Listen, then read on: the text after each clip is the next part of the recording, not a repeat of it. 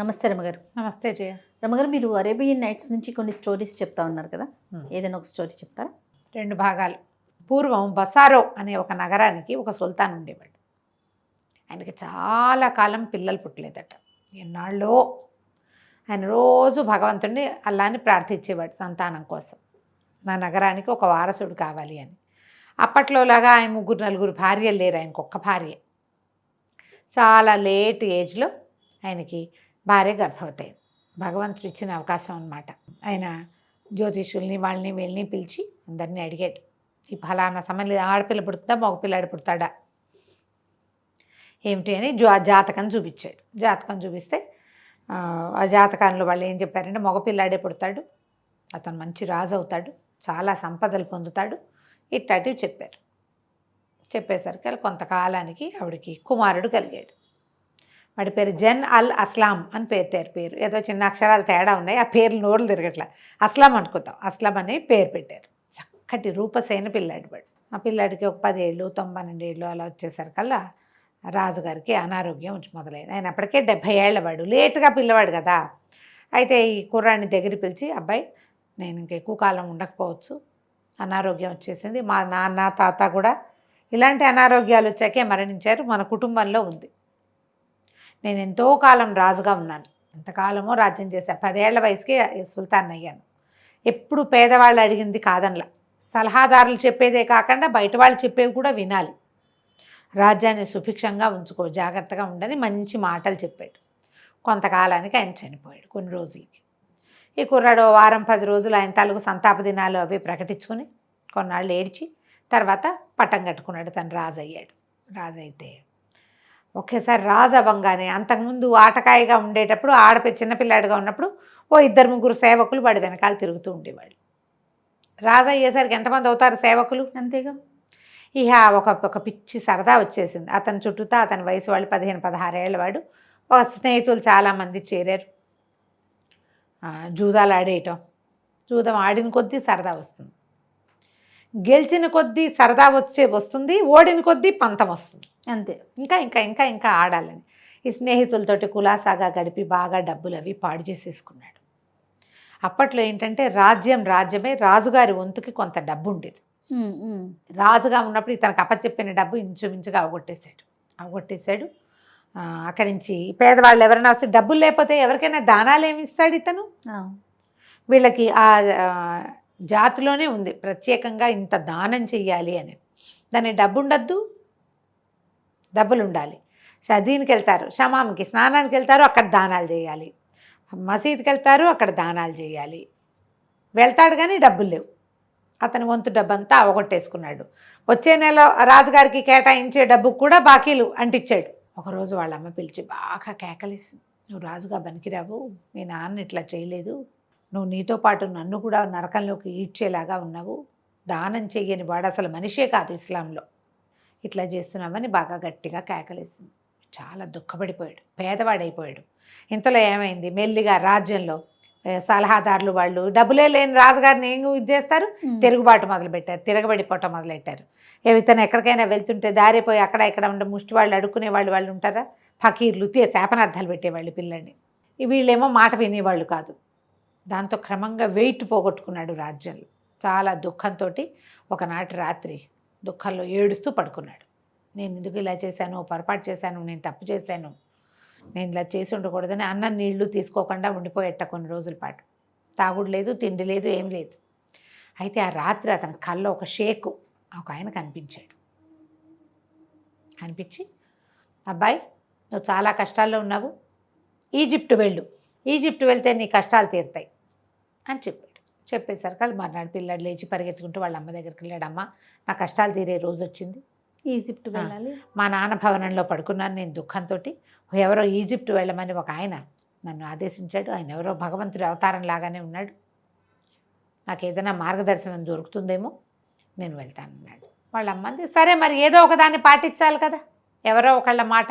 ఇక నీకు సలహా చెప్పేవాళ్ళంతా ముందు నీ డబ్బంతా అవగొట్టిచ్చేశారు, ఇప్పుడు నువ్వు రాజ్యం వదిలేయమని సలహా చెప్తున్నారు కానీ మంచి సలహా చెప్పట్లేదు, వెళ్ళిరా ఈజిప్ట్ వెళ్ళిరా అంటే ఏ కుర్రాడు గుర్రం వేసుకుని ఈజిప్ట్కి బయలుదేరాడు. అంతకుముందు డబ్బులు లేవు కదా, కానీ ఇతనికి వెళ్ళిన ప్రతి చోట ఆహారం లభిస్తుంది. అంటే గుడ్ సైన్స్ కనపడ్డాయన్నమాట. ఈజిప్ట్కి వెళ్ళి అలాగే పేదవాడుగానే వెళ్ళి ఈజిప్ట్ చేరాడు. ఒక మసీదులో ఆగాడు. ఈ మసీదుల్లో భోజనం పెడతారు. ఇప్పుడు మన ఇక్కడ కూడా జరుగుతాయేమో మరి, కథల్లో బాగా కనపడుతుంది. కొన్ని హిందీ గాథల్లో కూడా మనం గురుద్వారాల్లో ఎట్లా భోజనం పెడతారో మసీదులో కూడా భోజనం లభిస్తుంది. అవును, నాకు ఇక్కడ మన ఊళ్ళల్లో నేను ఎప్పుడు అలాంటి మాటలు అంటే ఆ రకమైన స్నేహాలు లేక తెలుసుకోలేదు, కానీ కథల్లో మాత్రం క్లియర్గా కనిపిస్తుంది. మసీదుకి వెళ్తే అక్కడ భోజనం లభిస్తుంది, పడుకునేందుకు ఆశ్రయాలు లభిస్తుంది, తలదాచుకోవచ్చు. మసీదుల్లో తలదాచుకునే వాళ్ళు ఎంతమందో. మనకి ఇప్పుడు దేవాలయాల్లో ఎలా భోజనం లభిస్తుంది, గురుద్వారాల్లో లభిస్తుంది, అలాగే ఇక్కడ కూడా అన్నమాట. అయితే ఈ మసీదులు ఒక పురాతనమైన మసీదులో తలదాచుకున్నాడు. ఆ రాత్రి భోజనం చేసి పడుకుంటే మళ్ళీ ఆ షేక్ ఎవరో కనపడ్డాడు కళ్ళు. కనపడి, నా మాట మీద ఇంత దూరం వచ్చావు, నువ్వు అసలు మాట విని ఎక్కడికైనా ప్రయాణం చేయగలిగే సాహసం నీకుందో లేదో పరీక్షించాను. నువ్వు మళ్ళీ తిరిగి నీ నగరానికి వెళ్ళిపో, బసారోనో ఏదో అది, అక్కడికి వెళ్ళిపో, నీ తండ్రి రాజ్యాన్ని పాలించు, నువ్వు ఏం చేయాలో నేను నీకు మళ్ళీ చెప్తా అని చెప్పాడు. నెలలు పడుతుంది ఈజిప్ట్ వెళ్ళటం అంటే. ₹1 చేతిలో లేనివాడు ఈజిప్ట్ నగరానికి వెళ్ళటం అనేది ఓ సాహసం కాదు మరి. వీడు సాహసి. నువ్వు సాహసి అవునో కాదో తెలుసుకోవడం కోసమే నిన్ను ఇక్కడికి పంపించాను, వెనక్కి తిరిగి వెళ్ళిపో అనగానే ఈ అస్నామ ఏం చేశాడు, వెనక్కి బయలుదేరాడు. ఎంత ప్రయాణం చేశాడో అంతా వెనక్కి, ఏమీ లభించాలి. అక్కడ వెళ్ళాడు, వచ్చాడు, మళ్ళీ వెనక్కి వచ్చాడు. వెనక్కి వచ్చి తల్లిని చూశాడు. తల్లిని చూస్తే తల్లి సంతోషించిన, ఆయన తిరిగి వచ్చావు, సంతోషం ఆయన, రాజ్యం చేసుకో ఇప్పుడైనా అంటే సరేనన్నాడు. మళ్ళీ రాజ్యంలో ఒక్కొక్కటి ప్రాబ్లమ్స్ తీర్చడానికి ప్రయత్నం మొదలుపెట్టాడు. సలహాదారులని కొంతమందిని తీసేశాడు, మీరొద్దు నాకని. ఉన్న వాళ్ళతో కొంచెం మంచిగా మాట్లాడుకుంటున్నాడు. ఆ ఒకరోజు రాత్రి తండ్రి భవనంలో, తన భవనంలోనే పడుకుంటే మళ్ళీ షేక్ కల్లో కనపడి, అబ్బాయి నువ్వు చాలా సాహసివి, నిర్ణయాలు కూడా మంచివి తీసుకుంటున్నావు. ఇప్పుడు నేను నీకు ఒక మాట చెప్తా, ఒక మంచి తవ్వే సాధనం తీసుకో, తవ్వగోలు. నీ తండ్రి భవనంలోకి వెళ్ళు, ఎక్కడో ఒక చోట తవ్వు, నీకు ఇక్కడ ధనం ఉంటుంది అని ఎక్కడ అనిపిస్తే అక్కడ తవ్వు, నీకు కావలసింది లభిస్తుంది అని వచ్చింది కాలం. తండ్రి భవనంలో తవ్వాలి. ఈడు రాజు, కానీ వీడే తవ్వాలి, వేరే వాళ్ళని పెట్టి తవ్వించకూడదు. పొద్దున్నే లేచి అమ్మ దగ్గర పరిగెత్తాడు. అమ్మ నాకు మళ్ళీ కళ వచ్చిందమ్మా అంటే, వాళ్ళ అమ్మని వీడేమిటిరా నిన్నేం చేయబోతున్నాడు, ఉందాన్ని వదిలించుకో, ఈ కళ్ళ ఏమిటి, ఈ గోల ఏమిటి, మీ నాన్న భవనంలో ఏముంటుంది, మీ నాన్న సంపదంతా నీకు వచ్చేసింది, నువ్వు దానంతా పాడు చేసేసావు. వెలిగా రాజ్యంలో నుంచి రేపొద్దున ఎప్పుడు రావాలి డబ్బు, నీకు ఇంకోలా రావాలి, కానీ మీ నాన్న భవనంలో ఏమీ లేదు, భవనంగా ఉంది అంతే. అంటే కాదమ్మా ఆయన చెప్పాడు, ఈజిప్ట్ వెళ్ళమన్నాడా, దారంతా నాకు ఆహారము నీళ్లు నిద్రకు సరిపడా లభించింది, ఇక్కడ కూడా ఏదో ఒకటి లభిస్తుంది, నేను తవ్వదలుచుకున్నాను అన్నాడు. తల్లి ఎంత చెప్పినా అతను వినకుండా ఏం చేశాడు, ఒక తవ్వే సాధనం, ఒక గుణపము, ఒక తవ్వగోల పుచ్చుకుని తండ్రి భవనంలోకి వెళ్ళాడు. తండ్రిది ఒక సింహాసనంలా ఉంది, ఆయన ఎప్పుడు అక్కడ కూర్చునేవాడు. ఆ సింహాసనం కింద తవ్వటం మొదలుపెట్టాడు. తవ్వాడు, కొంత దూరం తవ్వుకుంటూ పోయాడు. తవ్వితే ఎక్కువ తవ్వల, సింహాసనం కింద 2-3 రాళ్ళు లేపేశారు కల్లా, దాని కింద అతనికి ఒక ఉంగరం కనపడింది. ఆకుపచ్చ రాయి ఉంది. ఉంగరం దొరికేసరికల్లా ఏదో ఉంది దీని కింద. ఉంగరం ఎందుకు దాచాడు మా నాన్న అని చెప్పి ఆ కింద ఉన్న మట్టి అంతా తొలగిస్తే అది కిందకిట్ట ఖాళీ వచ్చేసింది. ఒక గుహలాంటి ఒక కట్టడం కనపడుతోంది లోపల. మెల్లిగా దీపం పుచ్చుకుని అందులోకి దిగి వెళ్ళేసరికల్లా ఏమైంది, ఆకుపచ్చటి జాడీలు కనపడ్డాయి. 8 జాడీలు ఉన్నాయి. ఆ 8 జాడీలని ఎత్తాడు. తెస్తే ప్రతి దాంట్లోనూ పురాతనమైన నాణేలు ఉన్నాయి. తండ్రి అయితే సంపద దాచిపెట్టాడు. పిల్లాడు ఏం చేశాడు, ఆ నాణేలు గుప్పెడి తీసుకుని గబగబా పైకి వచ్చేసాడు. చేతులు కాళ్ళు కడుక్కొని నమాజ్ చేసుకుని అక్కడ నాణేలు పుచ్చుకొని తల్లి దగ్గరికి వెళ్ళాడు. అమ్మ కనపడ్డాయి, ఇదిగో ఇలా ఉంది. ఆయన ఎప్పుడు ఆ సింహాసనం మీదే కూర్చునేవాడు. ఎప్పుడు ఆయన ఇవి ఇందులో పెట్టి ఇదేం చేశాడో ఆవిడికి తెలియదు. సరే, ఇప్పుడు ఈ జాడీలో ఉన్న సొమ్మంతా ఎవరిది, తనదే కదా. సరే, ఇదే కాదు ఇంకేదో ఉండుంటుంది, అవేమిటో చూద్దామనుకున్నారు. తల్లి కొడుకు ఇద్దరు వెళ్దామనుకున్నారు. ఆ పూటకు ఆ పని అయిపోయింది. మర్నాడు ఇద్దరు మళ్ళీ ఆ భవనంలోకి ప్రవేశించి ఆ లోతుగా ఉన్న గుహలాంటి కట్టడంలోకి వెళ్ళారు. వెళ్తే ఆవిడ ఆశ్చర్యపోయింది. ఏనాడు ఈ ఈ ఈ రకపు కాయిన్లను నేను చూడలేదు. ఈ జాడీలు ఎక్కడివో నాకు తెలియదు. ఆ 8 జాడీలు ముట్టుకుని చూసి సంతోషపడి తల్లి కొడుకు చూస్తుంటే 8 జాడీల పక్కన చిన్న ఆకుపచ్చ జాడీ ఒకటి ఉంది. ఇంకొకటి చిన్నది కనపడుతుంది. వాటి మధ్యలోకి ఉంది. మొత్తం వీళ్ళన్నీ చూసి ప్రతిదీ ఓపెన్ చేసి లెక్క పెట్టి చేసేసరికి ఆ లోపల ఉన్నది కనపడింది. తీస్తే అందులో ఒక బంగారపు తాళం చెవి. పిల్లాడు తాళం చెవి అటు ఇటు తీసాడు, చూశాడు అటు ఇటు. వాళ్ళ అమ్మంది, తాళం చెవి ఉందంటే తలుపు ఉంటుంది కదా, తలుపైనా ఉండాలి, తలుపుకి తాళం కప్పైనా ఉండాలి, ఏదో ఉంది, అది వెతుకుదాం పట్టన్నారు. అక్కడి నుంచి ఇంకో 2 దీపాలు తీసుకుని ఈ జాడీలను వదిలిపెట్టి వీళ్ళు ఆ తాళం చేతపుచ్చుకొని వెతకటం మొదలుపెట్టారు. లోపలికి గోడకి దగ్గరగా ఒక తలుపు కనపడింది. ఆశ్చర్యపోయారు ఇద్దరు. ఆ తలుపు తాళం తీశారు. ఆ తలుపు కూడా బంగారు తలుపు. తలుపు తీస్తే ఎంత ప్రకాశవంతంగా ఉందో లోపల. తాళంతో అక్కడ ఒక క్యాండిల్ కానీ దీపం కానీ ఏమీ లేవు. అయినా కూడా బ్రైట్గా ఉంది, చాలా వెలుగుగా. లోపలికి వెళ్ళి చూస్తే పెద్ద పెద్ద సింహాసనాలు ఉన్నాయి. సింహాసనాల మీద ప్రతిదాని మీద అంతంత రాతితో చేసిన ప్రతిమలు ఉన్నాయి. మొత్తం 9 సింహాసనాలు, 8 8 ప్రతిమలు కనపడుతున్నాయి. వాటి నుంచి వస్తుంది ఆ వెలుగు. ఆశ్చర్యపోయారు. దగ్గరికి వెళ్ళి ముట్టుకొని చూస్తే అదేదో రాయిలాగా తెలుస్తోంది. ఒక రకమైన వెలుగు. సింహాసనాలు మెరిసిపోతున్నాయి. లోపల ఎంత సంపద ఉన్నట్టు కనపడుతోందో. సరే ఒక్కొక్కటి చూస్తూ ఆ 9వ సింహాసనం దగ్గరికి వెళ్తే 9వ సింహాసనంలో ఒక చిన్న పల్చటి వస్త్రం మీద ఏదో రాయబడి ఉంది.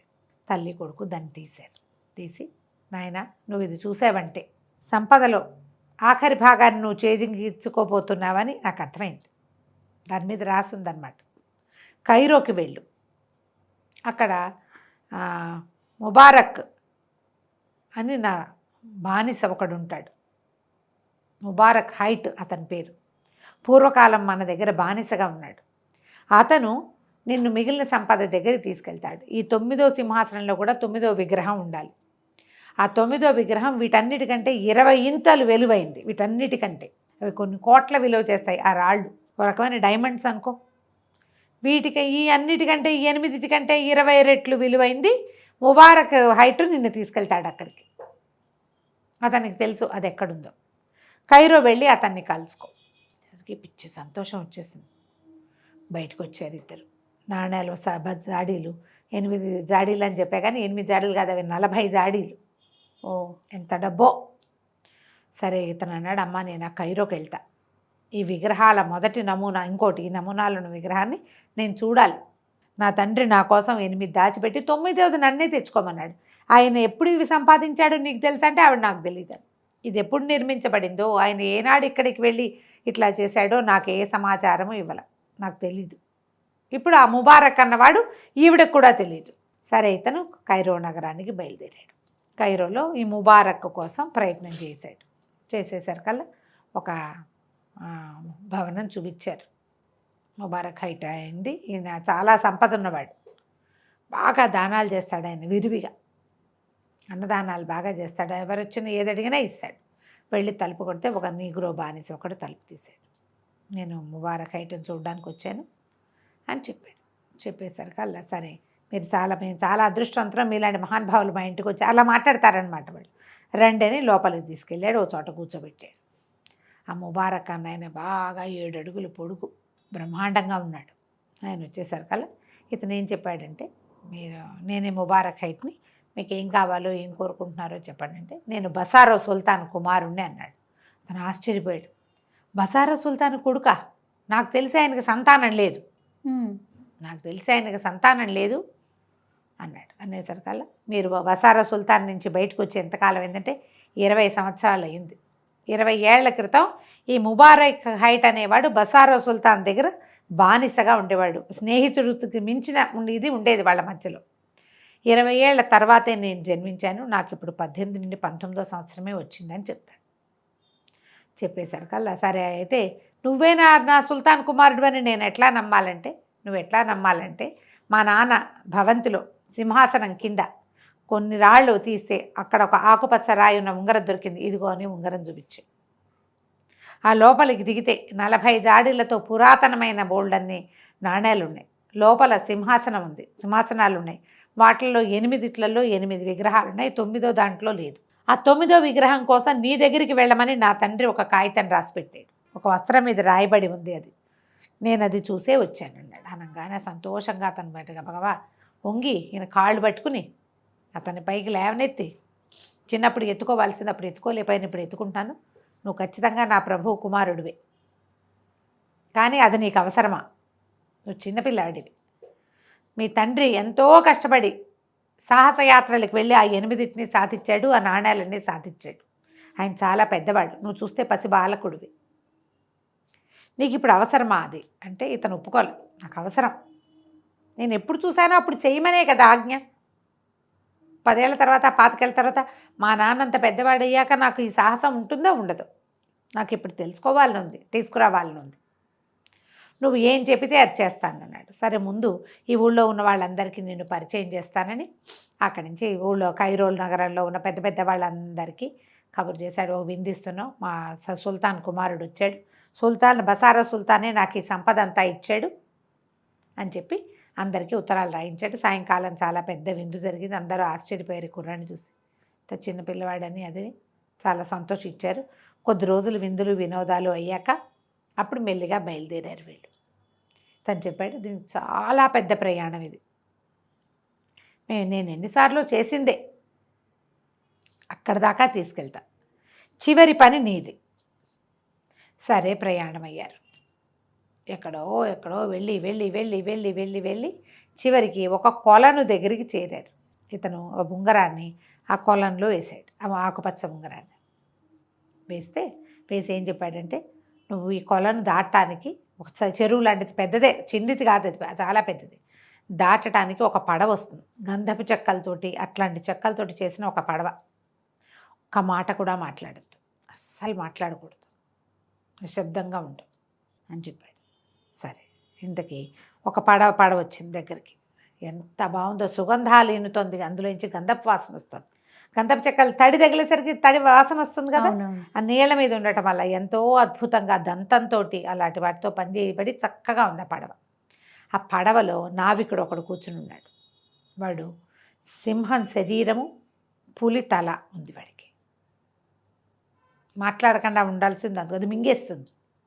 వీళ్ళిద్దరూ ఎక్కి ఆ పడవలో కూర్చున్నారు. ఎంత నిశ్శబ్దంగా వెళ్ళారో. వెళ్ళగా వెళ్ళగా వెళ్ళగా వెళ్ళగా ఎంతోసేపటికి వెళ్ళాక, ఎప్పటికో వెళ్ళిన తర్వాత ఒక ప్రత్యేకమైన ప్రదేశంలోకి చేరారు. అక్కడ ఒక పెద్ద తోటలాగా ఉంది. ప్రతి చెట్టు బంగారపు చెట్టే, దాని నిండా మణిలో మాణిక్యాలు వేళ్లాడుతున్నాయి, పగడాల పువ్వులు ఉన్నాయి వాటికి.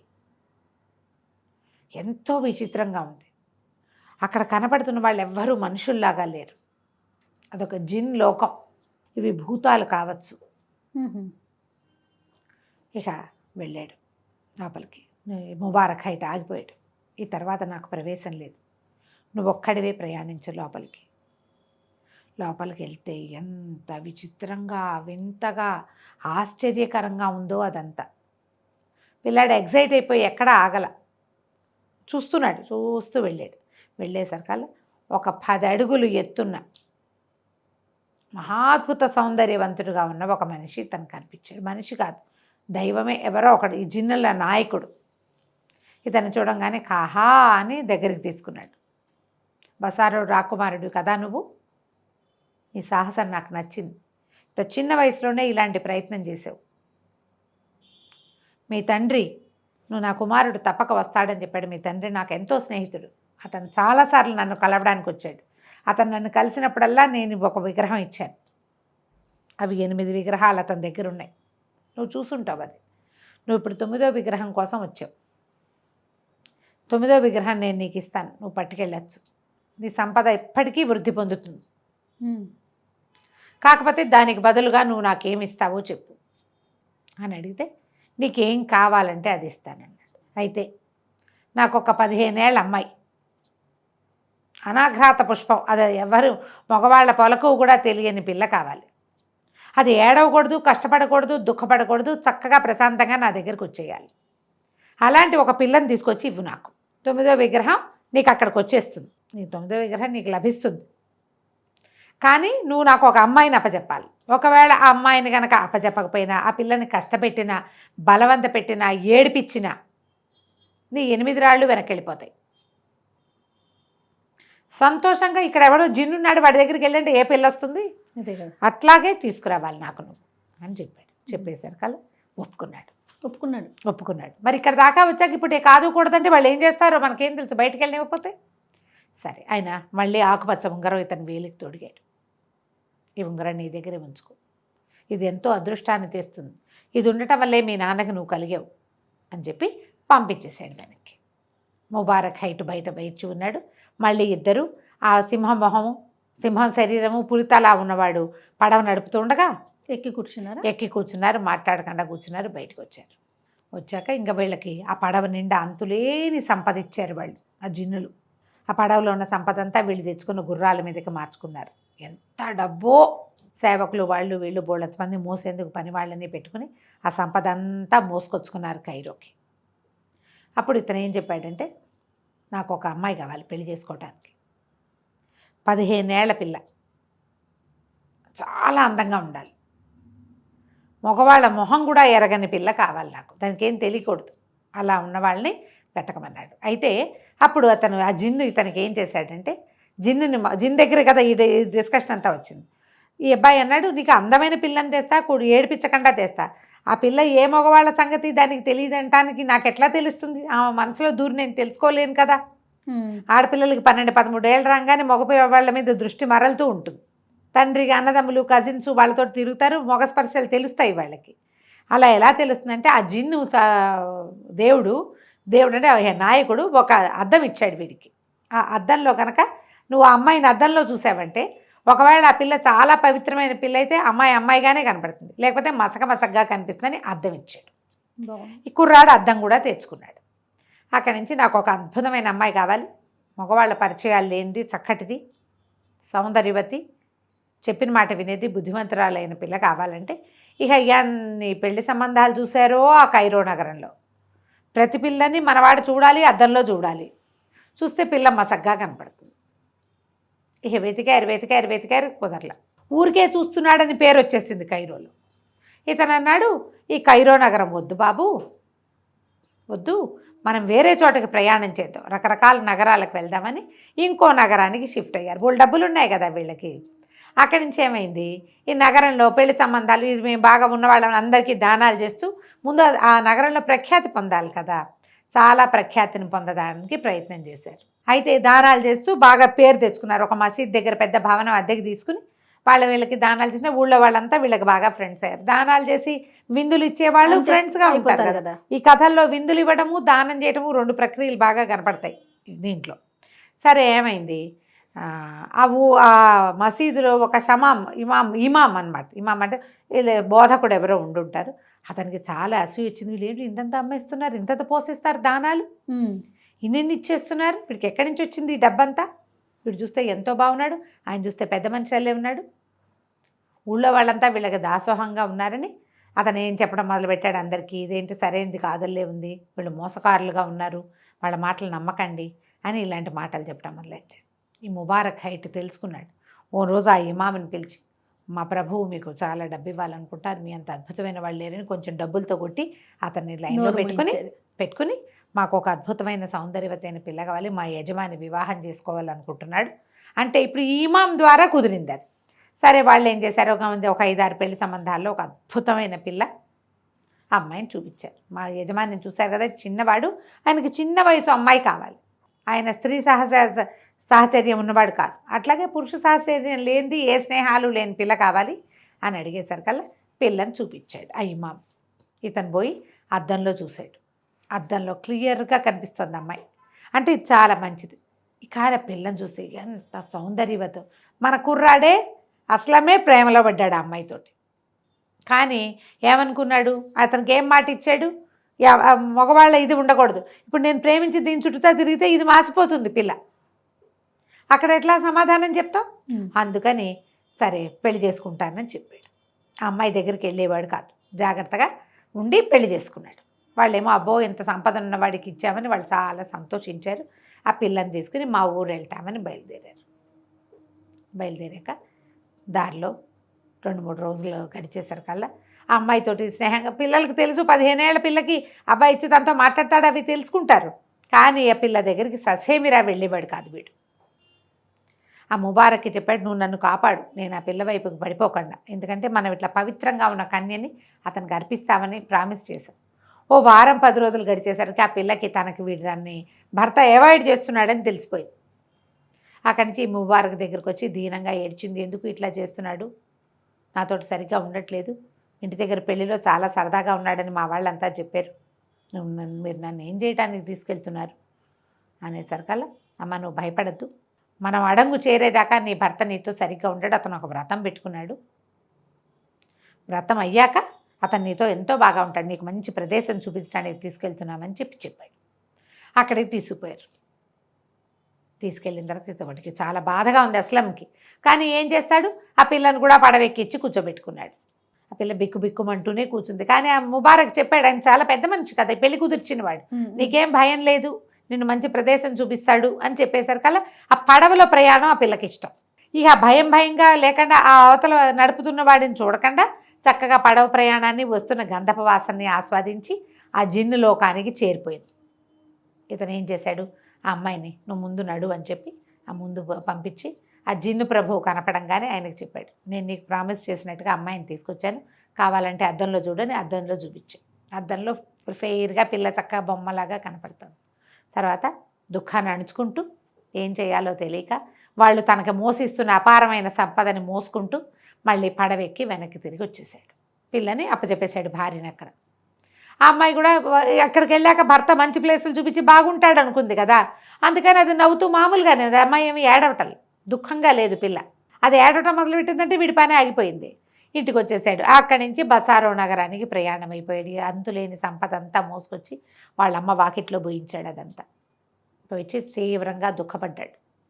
ఎంతో అద్భుత సౌందర్యవతిని నిఖా చేసుకుని దాన్ని జిన్లోకానికి అప్పచెప్పాను, ఈ సంపద అంతా వృధా, మనసుకు నచ్చిన అమ్మాయి లేనప్పుడు ఎందుకు ఇదంతా అని ఎంతో దుఃఖిస్తే వాళ్ళ అమ్మంది, నాయన అట్లా కాదు, నీకు ఆ షేక్ చెప్పిన సలహా విన్నావు, ఆయన చెప్పాడు, నీకు ఇంకో భార్యని భగవంతుడు రాసిపెట్టే ఉంటాడు, నీ తండ్రి ఏది రాశాడో ఆ పని చేయటం కోసం పూనుకున్నావు, దానికోసం నువ్వు ఎంతో త్యాగం చేసావు, ఇంత ప్రయాణం చేసావు, రాజ్యాన్ని వదిలిపెట్టి వెళ్ళావు, ఒంటరిగా తిరిగావు, ఎక్కడెక్కడికో వెళ్ళావు, ఎవరెవరినో కలిసావు, ఇంత ప్రయత్నం చేసావు, చావుకి తెగించి ఇంత సాహసం చేసావు, దాంట్లోనే ఇది కూడా, ఈ భార్యని ఇచ్చేయటం కూడా, నువ్వు బాధపడద్దని, సరే పద నువ్వు నేను వెళ్ళి మీ నాన్న మండపంలోకి, ఆ మందిరంలోకి వెళ్దామని చెప్పి తండ్రి భవనంలోకి తీసుకెళ్ళింది.